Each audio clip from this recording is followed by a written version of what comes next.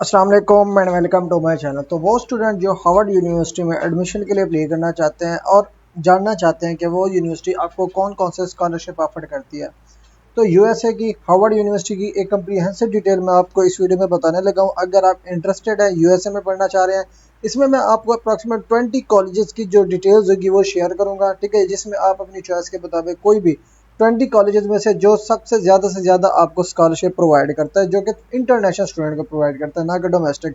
वैसे इसकी अपॉर्चुनिटी जो है ना लोकल के लिए भी होती है, इंटरनेशनल के लिए भी होती है। तो अगर आप इस यूनिवर्सिटी में अप्लाई करना चाह रहे हैं किसी भी स्पेसिफिक डिग्री प्रोग्राम के लिए कि किस तरह से आपने इसमें अप्लाई करनी है, डॉक्यूमेंटेशन कैसे होती है, किस तरह से मिशन करनी है, मैं आपको इस वीडियो में कंप्लीट इन्फॉर्मेशन शेयर करने लगा हूँ। फर्स्ट ऑफ ऑल इसकी ओरिजिनल वेबसाइट जैसे कि मैंने यहाँ पे ऑलरेडी ओपन की हुई है, इसका लिंक आपको डिस्क्रिप्शन में मिल जाएगा। सिंपली क्लिक करोगे ये वेबसाइट यहाँ पे ओपन हो जाएगी। अब ये ओपन हो जाने के बाद यहाँ पे जैसे कि मैंने इंटरनेशनल एप्लीकेंट्स का सेक्शन यहाँ पे ऑलरेडी ओपन किया हुआ है, अब ये आपके पास ओपन हो जाएगा। अभी यहाँ पे देखिए जी, यहाँ पे कहता है how do international student apply, ठीक है जी। कौन से टेस्ट रिक्वायर्ड होंगे, क्या अगर आपके पास टॉफल है तो उसका जो एसीटी या ग्रे स्कोर है वो कंपलसरी होगा कि नहीं होगा। तो ये आपको इसी वीडियो में सारी इन्फॉर्मेशन भी बताऊंगा, किस तरह से आपने अप्लाई करनी है, डॉक्यूमेंटेशन किस तरह करनी है। तो चलते हैं मेन टॉपिक की तरफ। इसका जो है ना मैंने ऑलरेडी डाटा कैलकुलेट करके अपनी वेबसाइट पे डाला हुआ है, ठीक है जी। तो चलते हैं, मैं अपनी वेबसाइट की तरफ से जो डाटा मैंने डाला हुआ है उसी की डिटेल में आपको यहाँ पे बता देता हूँ। तो स्टूडेंट अगर आप हार्वर्ड यूनिवर्सिटी में अप्लाई करना चाहते हैं, ठीक है जी, इस यूनिवर्सिटी में जो कंपलसरी जो मैंडेटरी टेस्ट होता है, फर्स्ट ऑफ ऑल वो सैट स्कोर होता है या एसीटी स्कोर होता है, जो कि जनरली रिक्वायर्ड होता है हार्वर्ड यूनिवर्सिटी में। जो बेसिक रिक्वायरमेंट होती है वो सैट टेस्ट की होती है और एसीटी टेस्ट की होती है। उसके अलावा अगर आप ये आपके पास टेस्ट नहीं है, तो अगर आप सैट की या एसीटी की जो इसकी फीसें होती हैं वो पे आप नहीं कर पाते फाइनेंशियल डिफिकल्टी की वजह से, तो आप एपी एग्ज़ाम भी यूज़ कर सकते हो, आईबी एक्चुअल जो प्रिडिक्टर स्कोर्स है वो भी यूज़ कर सकते हो, जीसीएसई उसको भी यूज़ कर सकते हो, नेशनल लिविंग एग्ज़ाम रिजल्ट्स और प्रिडिक्टेड ग्रेड्स ये भी आप यहाँ पे यूज़ कर सकते हो इन प्लेस ऑफ सैट और एसीटी, इन केस अगर आपको कोई फाइनेंशियल डिफिकल्टी है तो। अदरवाइज जो है ना आपको एसीटी और जो दूसरा जो है ना वो सैट ये आपको प्रोवाइड करने पड़ेंगे, ठीक है जी। अब यहाँ पे इनमें से अगर आप इन ये भी आपके पास नहीं है तो एक्सेप्शनल केसेस में जो है ना आप इसको भी यूज़ कर सकते हो, ठीक है जी। यहाँ पे no near by test centres are available before the application deadline, the cost of the test is unaffordable and you are not eligible for a fee waiver, ठीक है जी। उसके बाद यहाँ पे थोड़ा सा नीचे स्क्रॉल करने के बाद यहाँ पे इंपॉर्टेंट नोट्स है, ठीक है जी। अब पहले मैं एक यहाँ पे नोट्स मैंने ऑलरेडी यहाँ पे राइट किया हुआ है। Applicants will be able to explain their situation in the application, mean के जो स्टूडेंट इसमें अप्लाई करेगा, ठीक है जी, इन केस अगर उसको फाइनेंशियल एड की ज़रूरत है, स्कॉलरशिप की ज़रूरत है, तो वो एप्लीकेशन में अपनी जो फाइनेंशियल डिफिकल्टी है वो तमाम तर चीज़ें अपनी एप्लीकेशन के अंदर एक्सप्लेन करेगा, ठीक है जी। उसके बाद आ जाता है जी इंपॉर्टेंट नोट्स। इंपॉर्टेंट नोट्स में क्या है, ठीक है जी। अब यहाँ पे देखिए जी, if you can access and afford the SAT or ACT you are still expected to take and submit it even if you have also AP, IB or other test exams। Mean के जिन student के पास, ठीक है, affordability है, पड़ी financial condition good है, तो उनको ACT और सैट देना चाहिए, ठीक है जी, कंपलसरी, मतलब कि प्रेफरेंस की बेस पे। इवन के अगर आपके पास एपी है ऑलरेडी है पड़ा, या आईबी टेस्ट ऑलरेडी है पड़ा, या कोई भी अदर एग्जाम रिजल्ट्स आपके पास ऑलरेडी हैं पड़े, तो उनके ओवर वो प्रेफरेंस कर रहे हैं कि अगर आप फाइनेंशियल तौर पे ठीक है तो सैट और एसीटी आपको देना चाहिए। तो ये यूके की सॉरी यूएसए की जो यूनिवर्सिटीज़ की बेसिक रिक्वायरमेंट्स होती है इंग्लिश प्रोफिशिएंसी की, तो ये बेसिक है। उसके बाद आ जाता है जी English proficiency exam, TOEFL, IELTS, Duolingo do not fulfil the standardised testing requirements, however you may submit them in addition to other documents like।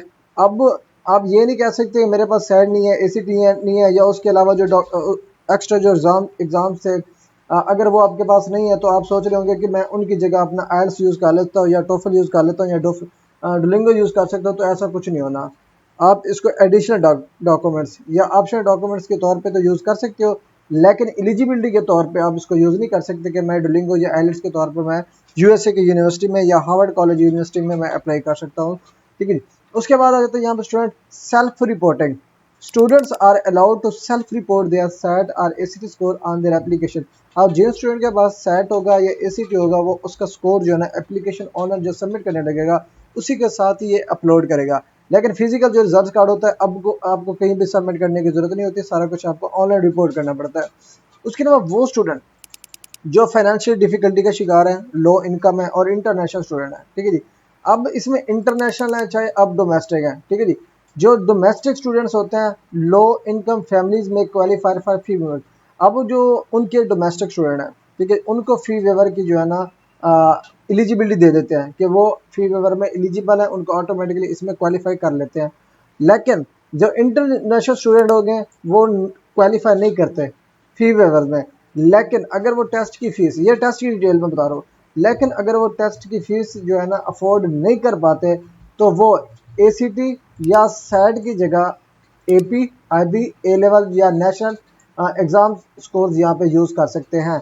उसके बाद जी आ जाती है लैंग्वेज रिक्वायरमेंट। जैसा कि यूएसए में जो ऑफिशियल लैंग्वेज है वो इंग्लिश में होती है, ठीक है जी। तो इसमें आपको कमांड होनी चाहिए इंग्लिश में, ठीक है जी। फॉर फर्स्ट ईयर और ट्रांसफर स्टूडेंट, जो फर्स्ट ईयर के स्टूडेंट है या ट्रांसफर स्टूडेंट है वो जो है ना लोकल इंग्लिश प्रोफिशिएंसी या जो जनरल जो इंग्लिश प्रोफिशिएंसी टेस्ट होते हैं लाइक आइल्स है या टोफेल है वो उनको यूज़ कर सकते हैं। ये सिर्फ और सिर्फ फर्स्ट ईयर स्टूडेंट के लिए और ट्रांसफर एप्लीकेशन के लिए है। अब यहाँ पे आपकी जो बेसिक इंग्लिश की रिक्वायरमेंट्स हैं वो मैंने आपको यहाँ पे डिटेल में बता दी। In general SAT ACT compulsory है अगर आप हार्वर्ड कॉलेज में या किसी भी यूएसए की यूनिवर्सिटी में अप्लाई करना चाहते हैं तो आप कंसिडर कर रहे हैं तो बिफोर एप्लीकेशन प्रोसेस आप इसको दे दें अगर आप इसकी जो फीस है अफोर्डेबल कर सकते हैं तो। उसके बाद आ जाता है जी एप्लीकेशन का तरीका। चाहे आप लोकल स्टूडेंट हैं या इंटरनेशनल स्टूडेंट हैं, सारे फर्स्ट ईयर जो एप्लीकेंट्स होते हैं उनको दो ऐप दिए जाते हैं, दो कॉमन ऐप। एक होता है इनका कॉमन ऐप, एक होता है क्वालिफिकेशन ऐप, ठीक है जी, ये दो। अब ये चाहे कॉमन एप्लीकेशन यूज़ करो या कॉलेशन एप्लीकेशन पोर्टल यूज़ करो वो आपकी अपनी मर्जी है। दोनों पोर्टल में से किसी एक पोर्टल को यूज़ करके आप एप्लीकेशन सबमिट कर सकते हैं। लाइक मैं यहाँ पे कॉमन एप्लीकेशन ऐप के थ्रू अप्लाई करना चाहता हूँ, आप वेबसाइट पे आओ। वेबसाइट पे आने के बाद यहाँ पे आपको मिल जाता है how to international student can apply. Common application पे क्लिक करो या कॉलेशन एप्लीकेशन पे क्लिक करो। यहाँ पे क्लिक किया, क्लिक करने के बाद क्रिएट एन अकाउंट पे क्लिक करो। फर्स्ट टाइम आप अप्लाई करोगे तो फर्स्ट टाइम आपको यहाँ पे अकाउंट क्रिएट करना पड़ेगा। अकाउंट क्रिएट करो, यहाँ पे अपना अकाउंट स्टार्ट करो बनाना। First year student simply click करो। अब जो कैटेगरी है वो आपने अपनी चॉइस के मुताबिक ही सिलेक्ट करनी है। अब यहाँ पे आपके अकाउंट इन्फॉर्मेशन होगी लाइक ईमेल आईडी रीटाइप करें, ईमेल पासवर्ड बनाने अपनी मर्जी का। उसके बाद कौन से जो इनटेक है अप्लाई करना चाह रहे हैं, इंटर होना चाहते हैं, प्लान आपका कौन सा है, लाइक 2026 के स्टार्ट में है या 2027 के स्टार्ट में करना चाह रहे हैं या 2025 के स्टार्ट में करना चाहते हैं। इनटेक आपने अपनी चॉइस के मुताबिक यहाँ पे सिलेक्ट करना है, ठीक है जी। उसके बाद ही कुछ पर्सनल इन्फॉर्मेशन के क्वेश्चन होंगे, ये आपको फिलअप करेंगे। प्राइवेसी एंड प्रेफरेंस होगी, यस और नो के आंसर देंगे। उसके बाद क्रिएट अकाउंट पे क्लिक करेंगे, अकाउंट क्रिएट होगा। लॉगिन पे आएंगे, गो टू लॉगिन पे क्लिक करो, फर्स्ट स्टूडेंट पे क्लिक करो। यहाँ पे अपना जो ईमेल आपने यूज़ किया था वो ईमेल ऐड करो। उसके बाद जो अपनी चॉइस के मुताबिक पासवर्ड यूज़ किया था वो पासवर्ड लगा के साइन इन पे क्लिक करके अपनी हार्वर्ड कॉलेज यूनिवर्सिटी में अपनी एप्लीकेशन आप सबमिट कर सकते हो। उसके बाद हम यहाँ पे बात करते हैं जी जो कोटा, लाइक कोई इंटरनेशनल स्टूडेंट होता है कि जी हमारे लिए कितनी सीट्स हैं, ठीक है जी, इंटरनेशनल स्टूडेंट के लिए कितनी सीट्स होती हैं। तो यहाँ पे कोई स्पेसिफिक या सीट्स की लिमिटेशन नहीं है, कोई कोटा बेस नहीं होता। हर एप्लीकेंट वेदर वो इंटरनेशनल है या डोमेस्टिक है उनकी जो एप्लीकेशन कंसीडर की जाती है वो इक्वली, ठीक है, सेम पोल में। कोई किसी के ऊपर प्रेफरेंस नहीं दी जाती, एप्लीकेशन ही आप पे डिपेंड है। जितनी आप अच्छी एप्लीकेशन करेंगे उतने ज़्यादा आपके चांसेस होंगे सिलेक्शन के, चाहे आप इंटरनेशनल या डोमेस्टिक है, दोनों की जो इक्वालिटी है। अब admission and financial aid decision are not affected by your nationality or your high school location. Like कोई इंटरनेशनल स्टूडेंट है किसी भी कंट्री से बिलोंग करता है, अगर वो सोच रहा है कि मैं फाइनेंशियल एड डिसीजन या जो फाइनेंशियल एड उनकी जो मिल रही होती है उसमें अगर मैं अप्लाई करूंगा तो मे बी वो समझे कि मेरी फाइनेंशियल डिफिकल्टी की वजह से वो मुझे सिलेक्ट नहीं करें। तो ऐसा सच कुछ भी नहीं होगा, आपको जस्ट अप्लाई करनी पड़ेगी। सिलेक्शन का तरीका जो होगा वो आपका और उसका डिसीजन होगा वो आपकी सबमिटेड एप्लीकेशन पे होगा। लाइक एनोनिमस जैसे एप्लीकेशन होती है ना, हर स्टूडेंट की एनोनिमस एप्लीकेशन कंसिडर की जाती है। जिसकी एप्लीकेशन स्ट्रॉन्ग होती है, कम्पिटिटिव होती है, स्टैंड कर रही होती है सिलेक्शन में, उसी को वो जो है ना सिलेक्ट कर लेते हैं। उसके बाद जाते हैं जी फी वेवर पॉलिसी इनके क्या होता है, ठीक है जी। अब जो स्टूडेंट फ़ी पे नहीं कर पाते उनको जो फाइनेंशियल जो फ़ी वेवर है उसको अप्लाई करनी पड़ती है। कहाँ पे? कॉमन एप्लीकेशन या कॉलेशन एप्लीकेशन पावर पे, दोनों पोर्टल आप यूज़ कर सकते हो। इनमें से कोई एक पोर्टल यूज़ करके आप इसके लिए अप्लाई कर सकते हो। लेकिन आपको इसकी जो क्राइटेरिया होगा वो क्राइटेरिया को के लिए जो है ना आपको मीट करना पड़ेगा। लाइक उसकी एलिजिबिलिटी जो है ना वो अंडरस्टैंड करनी पड़ेगी। लाइक आपको फाइनेंशियल डिफिकल्टी फेस हो और आपने उसकी रीज़न यहाँ पे स्टेटमेंट देनी होगी, प्रोवाइड करनी पड़ेगी रीज़न कि आपको फाइनेंशियल डिफिकल्टी क्यों है और किस बेस पे आपको ये फ़ी वेवर चाहिए, ठीक है। ये आपको फिर एक स्टेटमेंट बना के यहाँ पे अटैच करनी पड़ती है। उसके बाद यहाँ पे देखो जी, everyone is welcome to apply regardless of financial situation.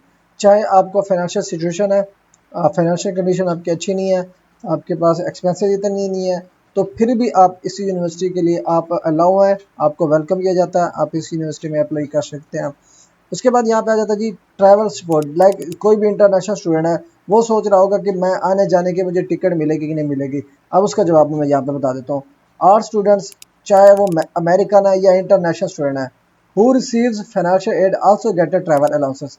जिस स्टूडेंट को फाइनेंशियल एड के लिए सिलेक्ट किया जाता है, फाइनेंशियल नीड के साथ साथ उनको ट्रैवल अलाउंसेस भी प्रोवाइड किए जाते हैं। लाइक टू एंड फ्रॉम आपको टिकट भी दी जाती है। उसके बाद ये जो फाइनेंशियल एड है वो कवर करने के लिए की जाती है, ट्रैवलिंग हो गया, या आपके जो उनके फॉरवर्ड कैंपस की है, कोई भी आप एक्सपेंसेस रखते हैं एक्स्ट्रा या ऑप्शनल, जो भी डॉक्यूमेंट जो आपके एक्सपेंसेस हो सकते हैं, वो सारे एक्सपेंसेस को कवर करने के लिए आपको ये फाइनेंशियल एड प्रोवाइड की जाती है। उसके बाद आ जाता है जी, if you are an international student you should also check with your local US cultural affairs office. This may offer travel grants or other financial help from foundation or US government। Like local US culture affair office हर country में मौजूद होता है। जो भी student USA के लिए apply करना चाह रहे हैं, उसकी विश है, कंसिडर करना चाह रहा है, तो उसको जो है ना, उसकी जो local US culture affair office है उसको विज़िट करना चाहिए। वहाँ पे आप जाके अपनी जो डिटेल्स है वो डिस्कस या शेयर कर सकते हैं, या अगर आप उनसे इन्फॉर्मेशन लेना चाहें, लाइक कोई ट्रैवल ग्रांट्स, अगर आप वहाँ पे ट्रैवल कर रहे हैं यूएसए जाने के लिए ऑन स्टडी वीज़ा, तो आपको ट्रैवल ग्रांट्स की डिटेल चाहिए होगी तो आप वहाँ से ले सकते हैं। दूसरा, अगर वो कोई फाउंडेशन, उनके अंडर कोई फाउंडेशन होती है जो फंड करती है, अगर कोई फाउंडेशन के अंडर कोई स्कॉलरशिप होंगे वो भी आपको मिल सकते हैं। अब यहाँ पे देखो जी, अब मैं यहाँ पे जैसे कि मैंने ऑलरेडी आपको बताया था अप्रॉक्सीमेट 20, ठीक है जी, यहाँ पे मेडिकल कॉलेज है, सॉरी जो यूएसए की यूनिवर्सिटीज़ हैं, जो कि तमाम इंटरनेशनल स्टूडेंट को, यहाँ पे आपको सेव एज इमेज आपने क्लिक करना है, सेव पे क्लिक करो। इसको अब दोबारा आपने करना है जी ओपन। ओपन किया। अब यहाँ पे जो फाइनेंशियल एड है ना, जो इंटरनेशनल स्टूडेंट को हर कॉलेज प्रोवाइड करता है, ठीक है जी, ये 2025 की यूएस न्यूज़ की जो है ना न्यू अपडेट्स हैं, जो कि इंटरनेशनल स्टूडेंट को ये फाइनेंशियल एड प्रोवाइड की जाएगी। Like average aid awarded to international student, जो वेस्टर कॉलेज है एनवाई, उसमें $86,258 जो है ना इंटरनेशनल स्टूडेंट को एड प्रोवाइड की गई है। इसके अलावा एमए हो गया 86 है, जॉर्ज हो गया 85 है, हार्वर्ड हैवर्फोर्ड हो गया 85 है, विलियम हो गया 84 है, ठीक है जी, वेस्टर्न यूनिवर्सिटी हो गया 83 होगी, ड्यूक यूनिवर्सिटी होगी 83 होगी, कॉर्नेल यूनिवर्सिटी होगी 83,000 होगी। तो यहाँ पे उसकी जो फाइनेंशियल एड है उसकी आपको फ़ी, जो फाइनेंशियल एड में जो अमाउंट दी गई है हर यूनिवर्सिटी से, लाइक येल यूनिवर्सिटी हो गया, ठीक है जी, स्टैनफोर्ड यूनिवर्सिटी हो गई, स्मिथ कॉलेज हो गया, प्रोन कॉलेज हो गया, ब्राउन यूनिवर्सिटी हो गई, प्रिंसटन यूनिवर्सिटी हो गई, या वेंडर बिल्ट यूनिवर्सिटी हो गई। तो ये यूएससी की top top top top universities हैं जो इंटरनेशनल स्टूडेंट को फाइनेंशियल एड प्रोवाइड करती हैं। तो आपको यहाँ पे ये लिस्ट दे दी गया, आप इनमें से किसी भी यूनिवर्सिटी को कंसिडर करना चाह रहे हैं ऑन फुली फंडेड स्कॉलरशिप, आप यहाँ पे अप्लाई कर सकते हैं। इसमें आपको हर चीज़ फ्री कर दी जाती है। जब आपको फाइनेंशियल एड के लिए एलिजिबल कर दिया जाता है तो इसका मतलब है हर चीज़, ट्यूशन फ्री होती है आपकी, अकोमोडेशन फ्री हो जाएगी, ईच एंड एवरीथिंग आपकी फ्री यहाँ पे फ्री कर दी जाएगी। तो ये है ओवरऑल डिटेल। अगर आप यूएसए में पढ़ना चाह रहे हैं, यूएसए को कंसिडर करना चाह रहे हैं, तो ये तमाम तर जो इन्फॉर्मेशन है वो आपके पास होनी चाहिए, ये आपके पास प्रोफिशिएंसीज होनी चाहिए। उसके बाद अगर आप यहाँ पे यूनिवर्सिटी वेबसाइट विजिट करते हैं तो यहाँ पे देखें जी, अब आ जाते हैं जी कॉमन क्वेश्चन की तरफ से। कॉमन क्वेश्चन आप यहाँ पे पढ़ लेंगे, ठीक है जी। इसके कॉमन क्वेश्चन क्या है, लाइक फाइनेंशियल एड कौन कौन सी प्रोवाइड की जा रही है वो भी आप यहाँ पे देख सकते हैं, ठीक है जी। उसके अलावा common question like we are often asked by, मतलब कि जो स्टूडेंट यहाँ पे कोई क्वेश्चन करते हैं, जो जो जनरल क्वेश्चन होते हैं उसकी डिटेल यहाँ पे आपको मिल जाती है। Like because all applicants follow the same procedure and time tables are eligible for the same financial aid. जो भी स्टूडेंट है वो इंटरनेशनल है, लोकल है, डोमेस्टिक है, किसी भी कंट्री से बिलोंग करता है, फाइनेंशियल एड का जो प्रोसीजर होता है या एप्लीकेशन होती है वो सेम होती है हर एप्लीकेंट के लिए, क्योंकि यहाँ पे कोई डिस्क्रिमिनेशन नहीं है। हर की एप्लीकेशन इक्वल कंसिडर की जाती है।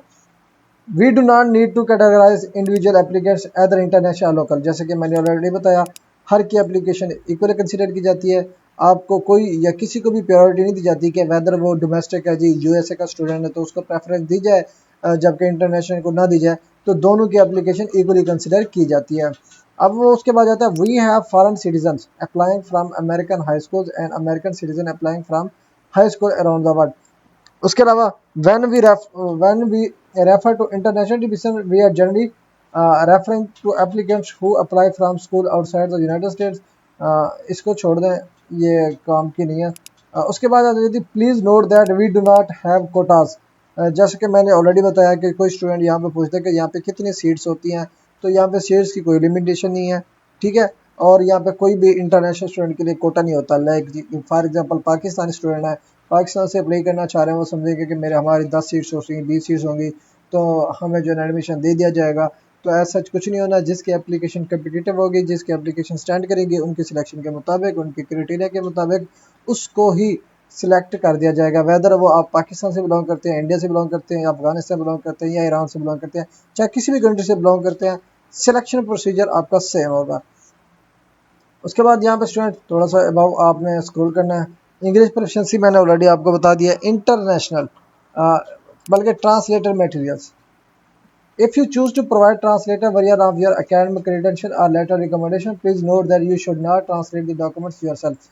अब यहाँ पे देखिए जी, कोई डॉक्यूमेंट्स लाइक आप ईरान से बिलोंग करते हैं, अफगानिस्तान से बिलोंग करते हैं, अगर आपके डॉक्यूमेंटेशन इंग्लिश में ट्रांसलेटेड नहीं है, तो अगर आप उसको ट्रांसलेट करना चाहते हैं, तो ये नहीं कि आप अपना लैपटॉप ओपन करके उसकी ट्रांसलेशन स्टार्ट कर दें। ट्रांसलेशन जो आपने करानी है यहाँ पे देखिए, you do not need however to hire a professional translator. वो कहते हैं कि जी आप खुद भी ट्रांसलेट ना करें, ना किसी आप प्रोफेशनल ट्रांसलेटर को हायर करें। उसके बाद we are happy to receive the letter translated by an English teacher. For example, all translation should include the name of the translator and his or her relationship to you. A copy of the original untranslated documents should always accompany the translated version। Like आप जो translation आप खुद करते हैं या किसी relative से कराते हैं, उसकी ट्रांसलेशन के साथ जो आपका ट्रांसलेटर होगा उसका आपने वहाँ पे नेम भी मेंशन करना है, वो आपका क्या लगता है या क्या लगती है वो भी आपने मेंशन करना है। उसी के साथ ट्रांसलेटेड डॉक्यूमेंट्स के साथ साथ आपने इंग्लिश का जो जो ओरिजिनल आपका डॉक्यूमेंट्स होगा वो भी आपने यहाँ पे अटैच करना है। तो ये ट्रांसलेटेड मटेरियल की बात होगी यूनिवर्सिटी ऑफ हार्वर्ड में। उसके बाद इंटरनेशनल इंटरव्यू, ये भी मैं थोड़ी सी डिटेल यहाँ पे आपको बता देता हूँ। While we try to make alumni interview as widely available as possible, we are unable to interview all applicants। The absence of an interview will not adversely affect your candidacy। Please see our guide on what to expect after you apply for intern। Mean के अगर आप किसी का interview conduct नहीं होता, ठीक है जी, किसी का होता है, तो आपने ये कंसिडर नहीं करना कि आपकी सिलेक्शन नहीं हुई, आप शार्ट लिस्टेड नहीं हुए, या आपकी एप्लीकेशन में कोई इफेक्ट पड़ेगा। बिजी स्केड्यूल की वजह से वो मे भी किसी का इंटरव्यू ना ले पाए, ठीक है जी। अब यहाँ पे हम बात करते हैं जी, एप्लीकेशन के बाद आपने सारे एप्लीकेशन प्रोसीजर आपने कंप्लीट कर लिया, सबमिट कर ली। उसके बाद आपको एक काम करना होता है, अपनी एप्लीकेशन का ट्रैक करना होता है। ट्रैक करेंगे कि आपकी एप्लीकेशन का रिव्यू हो चुका है, शॉर्ट लिस्टेड हो चुकी है, सिलेक्शन हुई है कि नहीं हुई, या इंटरव्यू के लिए आपको सिलेक्ट कर दिया है। तो यहाँ पे ट्रैक योर एप्लीकेशन पे क्या करना है, आपने यहाँ पे एप्लीकेशन पोर्टल पे जाके अपना अकाउंट लॉगिन करो। लॉगिन करने के बाद आपने अपनी एप्लीकेशन यहाँ पे ट्रैक करनी है। जैसे कि अकाउंट बनाया, अकाउंट बनाने के बाद यहाँ पे लॉगिन करो, जो ईमेल लगाया था और जो पासवर्ड लगाया था लॉगिन करो। लॉगिन करने के बाद आपकी सबमिटेड एप्लीकेशन का यहाँ पे एक्सेस आपको मिल जाएगा, और यहाँ से आपने एप्लीकेशन का जो एक्सेस है लेने के बाद आपने ट्रैक कर लेना है कि आपकी एप्लीकेशन किस स्टेज पे पहुँच चुकी है, ठीक है। तो ये ओवरऑल प्रोसीजर है हार्वर्ड कॉलेज का। तो अगर आप हार्वर्ड कॉलेज में पढ़ना चाहते हैं या उन बेस किसी भी यूनिवर्सिटी में यूएसए में पढ़ना चाहते हैं, तो सेम इसी प्रोसीजर को फॉलो करके प्रोसेस कर सकते हैं और अपनी एप्लीकेशन जो है ना आप सबमिट कर सकते हैं। तो अगर अदरवाइज अगर आपको कोई भी पॉइंट्स हार्वर्ड कॉलेज का या कोई भी इस वीडियो में कोई पॉइंट्स आपको समझ नहीं आया, तो आप मुझसे कमेंट सेक्शन में मुझसे पूछ सकते हैं। Thanks for watching. अल्लाह हाफिज़।